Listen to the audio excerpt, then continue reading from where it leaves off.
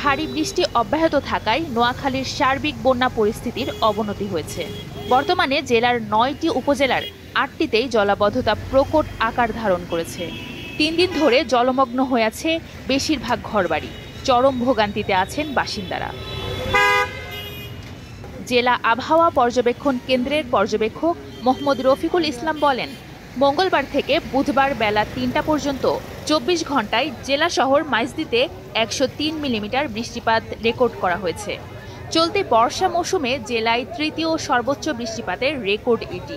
তিনি আরও বলেন, সাগরে লঘুচাপের প্রভাবে আরও কয়েকদিন বৃষ্টির আশঙ্কা রয়েছে।